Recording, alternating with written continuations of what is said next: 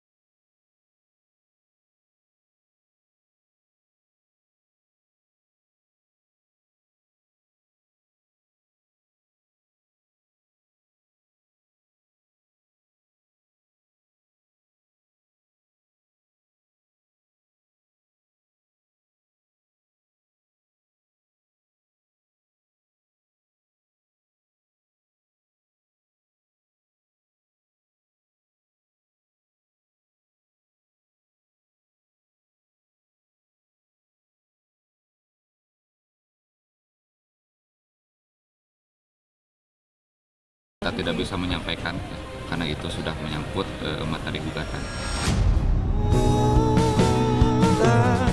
Pihak RK dan Ibu Cinta boleh saja mengaku cerai secara baik-baik.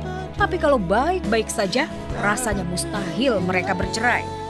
Apalagi realita teranyar, Kang Emil menulis panjang mengaku hilaf dan berdosa pada Ibu Cinta. Dan minta ampun pada ibunda dan putrinya karena membuat mereka kecewa. Saya mengakui selama 29 tahun pernikahan, saya banyak melakukan kehilafan dan dosa kepada istri saya, Atalia. Sehingga perpisahan ini adalah hak beliau untuk bahagia dalam hidupnya tanpa saya di dalamnya. Permohonan maaf untuk Ibu Atalia dan teriring doa terbaik dari saya. Saya juga memohon ampun kepada ibunda saya atas segala hilaf dan dosa sebagai anak yang mungkin mengecewakannya.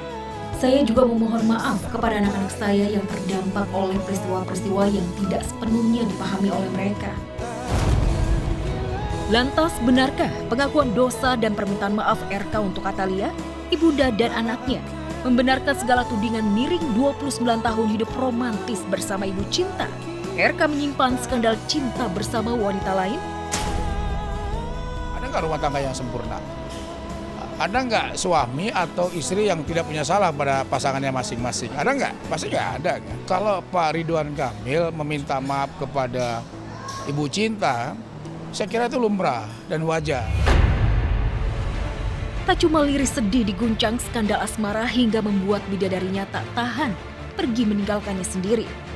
Saat ini Kang Emil juga harus bergelut dengan skandal korupsi. Dugaan keterlibatannya di kasus korupsi proyek iklan BJB terus diselidiki KPK. Dan setelah Lisa Mariana dan RK 2 kali diperiksa, kini giliran Atalia juga bakal dipanggil penyidik KPK. Tentu terbuka kemungkinan untuk KPK kemudian melakukan pemanggilan kepada saudari AT. Penyidik pasti akan mendalami secara menyeluruh. Desember 2025 terasa begitu peladu bagi Ibu Cinta. Nota pernikahan 29 tahun yang begitu terberai manis hancur seketika karena pengkhianatan.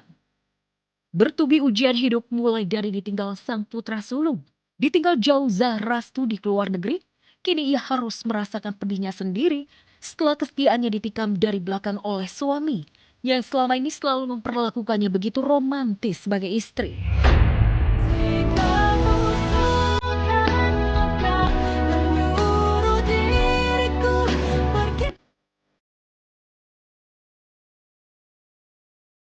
Sudah diselingkuhi, kini tidak diakui.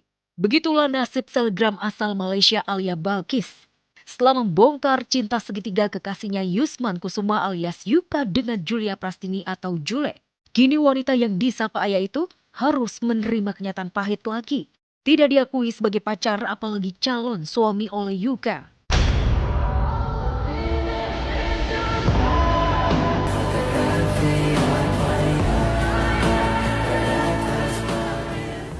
Oleh ayah, skandal cinta Yuka dan Jule full dikuliti.